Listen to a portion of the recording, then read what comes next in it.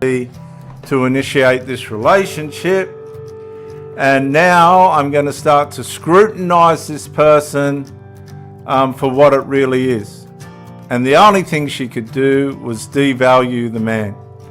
Right? We know he was a sinner. We know he was a drunk. He smoked like a fiend.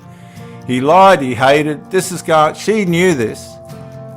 And now she's deciding that she can't tolerate it any longer. She's come in to do the rescue.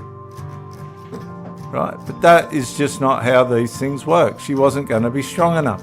This happens all the time. All the time. And her only way of justifying her own actions is that he was a narcissist. She wasn't a narcissist. He was somebody that obviously, if she's telling the truth, and I have no reason to doubt her, he wanted more of her money. Well, she knew he had no money. So I don't know what she's griping about. She knew he had no money. She's probably obviously had a bit of a spend up at the start of the relationship. And now we're past the love bomb stage and reality's starting to set in, and she's starting to go, oh, I don't really like this. The only thing she can do is devalue the whole environment, the whole relationship environment. She's devalued the daughter. She hasn't listened to the parents. She's not getting on with his children. He's a fiend. So he decided to flip the script on me, and he broke up with me. We weren't married yet. Okay, so he's thrown a shit test, basically. He's thrown a shit test. And so he knows, right? Obviously, this ain't his first rodeo, that this will be the fork in the road for her. She's either going to go and not come back, right? Because she's getting discarded, and if she comes back from this discard, she's going to be trauma bonded, and he knows it. She ain't aware of all this. She's got enough stuff in her arsenal against this guy to have left a dozen times, right? But she hasn't. So who's covert here? Who's covert? Who's racking up the resentment and the bitterness and the list of things that... And he's become aware of it. He's probably thought, I'm not putting up with this. Right? And he's kicked her to the curb. And now she's got a tail between her legs, and let's see what happens. Because I was dragging my feet. He was pushing to get married, but I was dragging my feet because I noticed some things I didn't like. And so he was pushing. But all of a sudden, he sends me a text message and tells me that he wants to break up. He wants me to move out. And I'm 900 miles away from home. Well, close to that. And that flipped my switch. I didn't know how to deal with that. I left that event in Tennessee and went to Jacksonville to visit my daughters. My other daughter was in the military with her husband, so they weren't there. That doesn't make sense, because given everything she's complained about, all the evidence that she said that she's had that this guy's a no-hoper, what would you have done? You would leave. You would leave. Right? You just leave. Now let's see how she escalates this story to bury this, get the hatchet into this guy. So I visited my youngest daughter. I was such a mess. I was a wreck. I was on Facebook and I saw I had just gotten into town. I slept, next day wake up and I see him on Facebook.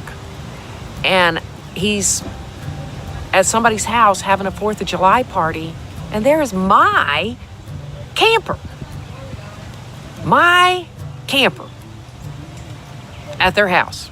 They're having a big throwdown for 4th of July, and he had just broke up with me, and he is in my camper. That did not set well with me. Something just snapped in my head, and sadly, I had my daughter. God, it's so I'm so embarrassed to have to tell you the things, but I do that so that you will understand what a narcissist does. Well, and if you are anywhere... Well, guys, I have to argue, who is the narcissist here? Right, this guy's just a player, he's just a grub, right? This is where it's all wrong. He's kicked it to the curb, they're separated. That's it. You can label the guy whatever you like. Doesn't matter.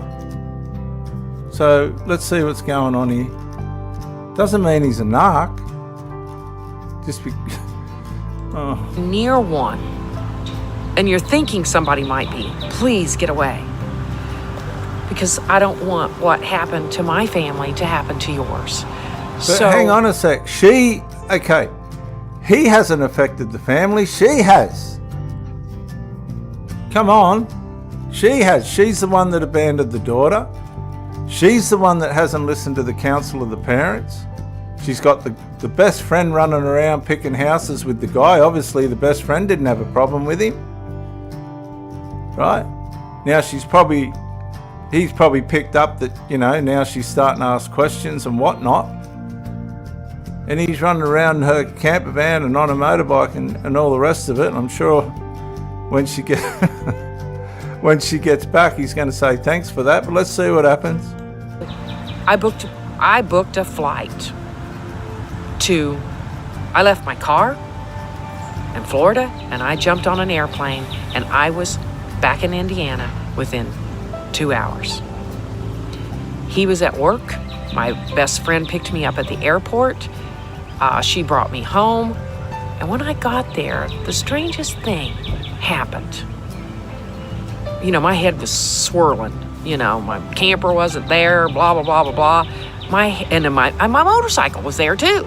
So I'm like, is he out riding my motorcycle? So I was in a bunch. Well, if he wasn't, somebody else was, obviously. Of emotions going like crazy. So the next thing I hear is his phone is going off like crazy. Buzz, buzz, buzz, buzz, buzz, buzz, and I'm like, I go looking around and his phone was buried underneath some covers on the bed. And so I'm like, well, he left the house without his phone.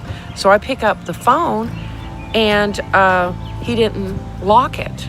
And I see some woman This all sounds a little bit too convenient. Was texting him. My heart sank. So I picked up the phone. Now, hang on a minute. Just remember, she's been discarded. So it's at this point, this guy's obviously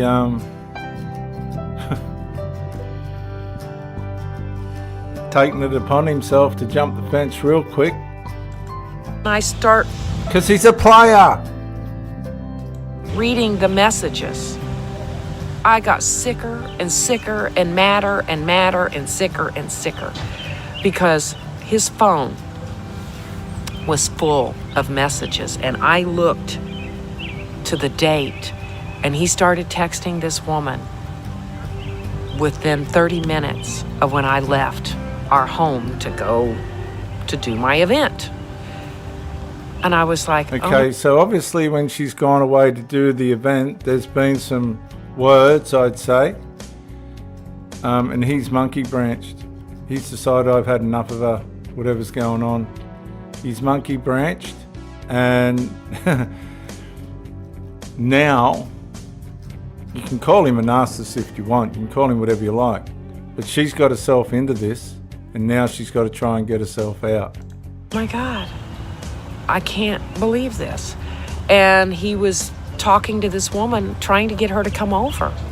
And he was telling her he had a big house. He's got to come and go camping with me. I got a big camper, my camper.